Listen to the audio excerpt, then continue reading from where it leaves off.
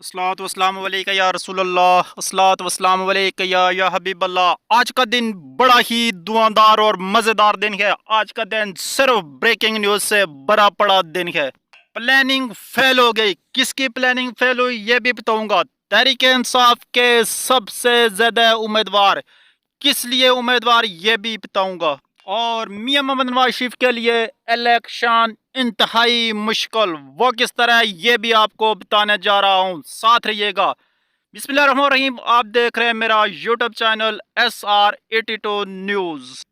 इंसान सोचता है कि मैंने जो कि प्लानिंग की हुई है वो दुरुस्त साबित हो जाएगी, और ज़मीन पर बैठे हुए लोग कुछ सोच रहे हैं कि जो हमने असलो सलूक पैदा किया, जो हम सोच रहे हैं, जो हमने प्लानिंग की है, जो हम कर रहे हैं, हम उसमें हो जाएंगे कामयाब। लेकिन शायद वो भूल जाते हैं कि प्लानिंग करने वाला एक मेरा रब भी है, और जो मेरे रब की प्लानिंग होती है वही होता है। और शायद वो भूल जाते हैं पाकिस्तान तो क्या पूरी दुनिया में वही प्लान करने वाला मेरा रब है, और उसी की प्लानिंग होती है। और इंसान जो नीचे बैठकर मंसूबे बनाते हैं वो मंसूबे फेल हो जाते हैं। और जब कुदरत की इंजाम इस पर मुस्कुराती है कि देखें शायद ये मंसूबे बना रहा है, इसको शायद अगले एक पल की भी खबर नहीं, शायद इसको ये भी मालूम नहीं कि सब मंसूबे फेल हो जाते हैं, लेकिन वो मंसूबा बना लेता है। हमारे सियासतदान इन तमाम चीज़ों को बोल चुके हैं। हर एक दूसरा सियासतदान एक नया मंसूबा बनाकर चल पड़ा है। और आज का दिन बड़ा ही धुआंधार और बड़ी ही ब्रेकिंग न्यूज़ का दिन है। तीन बड़ी खबरें आप दोस्तों को दूंगा। एक पहली खबर आपको देने जा रहा हूं, इसके बाद तफसील में जाऊंगा। प्लानिंग फेल हो चुकी है। किसकी हुई है ये भी आपको बताऊंगा। तहरीक इंसाफ के सबसे ज्यादा उम्मीदवार किस लिए ये भी आपको बताऊंगा। मियां मोहम्मद नवाज शरीफ के लिए इलेक्शन इंतहाई मुश्किल, वो किस तरह ये भी आपको बताने जा रहा हूँ। अब पहली खबर की तरफ चलते हैं। मुस्लिम लीग नून एक प्लानिंग कर चुकी थी। मुस्लिम लीग नून की प्लानिंग ये थी, और मुस्लिम लीग नून की प्लानिंग में ये शामिल थी कि कुछ सियासी जमात जो बाज़ाहिर सामने आकर अपना तासर नहीं देती थी, वो पसे पर्दा किसी भी सूरत में चाहती थी कि इलेक्शन जनवरी ना हो, और इस पे बाकायदा प्लानिंग से काम हो रहा था। इसमें दो नई से बनने वाली सियासी जमातें और एक सबका बड़ी जमात, और मैं कुछ नाम लेता हूँ। मुस्लिम लीग काफ, मुस्लिम लीग नून और कई दूसरी जमातें ये चाहती थी कि इलेक्शन जितना हो सके डिले हो, और पूरी प्लानिंग उनकी तैयार थी, और इसी प्लानिंग के तहत वो काम भी कर रहे थे। क्योंकि मियां मोहम्मद नवाज शरीफ के पाकिस्तान आने के बाद एक वक्त तासर दिया जा रहा था कि इलेक्शन जितना जल्दी होने चाहिए।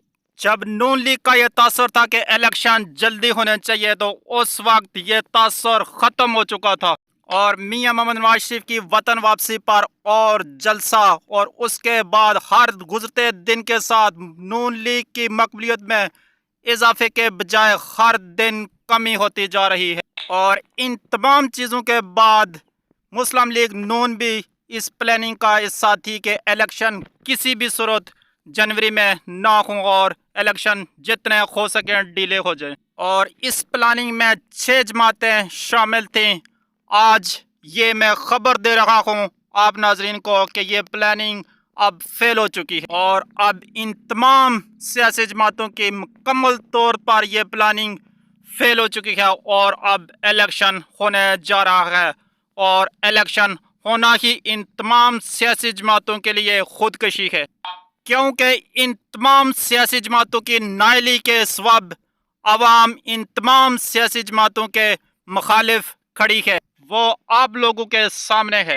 जिस तरह आपके सामने हमारे वज़ीर आज़म पाकिस्तान, निगरान वज़ीर आज़म लम्स यूनिवर्सिटी गए, और वहाँ यूनिवर्सिटी जो सबसे बेहतरीन यूनिवर्सिटी है, उस यूनिवर्सिटी के स्टूडेंट ने जिस तरह सवालात के अंबार लगा दिए वज़ीर आज़म काकोड़ साहब को, وہ آپ لوگوں کے سب سامنے ہے، اور وہ صرف اور صرف ان سیاسی جماعتوں کے نفرت کے سوا کچھ بھی حاصل نہیں کر سکے۔ وہاں لیمز یونیورسٹی سے وزیر اعظم، نگران وزیر اعظم کاکڑ صاحب اور لیمز یونیورسٹی کے نوجوانوں سے اس طرح تاثر ظاہر ہو رہا تھا کہ آج کے سیاستدانوں اور قانون دانوں سے کئی بہتر یہ لوگ شعور رکھتے ہیں، اور اس دفعہ ان نوجوانوں نے اپنا چناؤ بھی اس طرح کرنا ہے کہ آپ لوگوں کو سمجھ آ جائے گی۔ اور اسی وجہ سے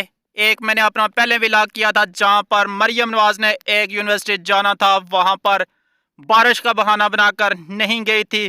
وہ اسی ڈر کی وجہ سے نہیں گئی تھی کہ کہیں ایسے ہی سوال مجھ سے نہ ہو جائیں، اور اس طرح پلاننگ فیل ہو چکی ہے۔ میں نے بہت ساری سیاسی جماعتوں کا آپ لوگوں کو نام لے کر بتا دیا ہے کہ کون کون اس پلاننگ میں شامل تھی، اور سب کی پلاننگ فیل ہو چکی ہے، اور اب الیکشن ہونے جا رہے ہیں۔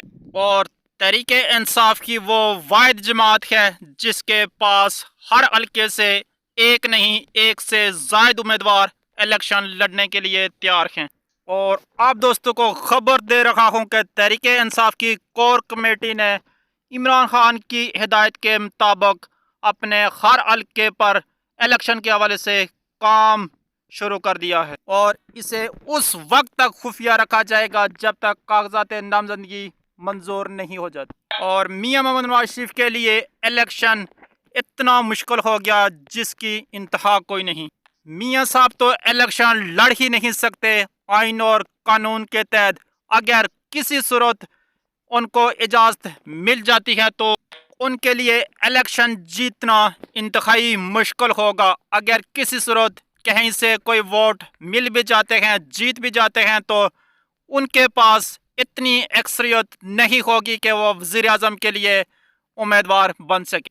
پہلی بات تو یہ ہے کہ وہ الیکشن لڑ ہی نہیں سکتے۔ اگر کسی وجہ سے ان کو الیکشن لڑنے کی اجازت مل ہی جاتی ہے تو 90% ایسا تاثر کیا جا رہا ہے کہ وہ الیکشن جیت نہیں سکتے۔ اگر الیکشن جیت بھی جاتے ہیں تو وزیر اعظم کی دوڑ سے وہ دور دور تک باہر ہی رہیں گے، اور دور دور تک وزیر اعظم کی کرسی کے لیے نظر نہیں آئیں گے۔ اور میری یہ باتیں نوٹ کر لیں آپ دوست، اور خبریں بہت ساری ہیں، انتظار کیجئے گا میرے اگلے ولاگ کا۔ اجازت دیجئے گا، اللہ حافظ۔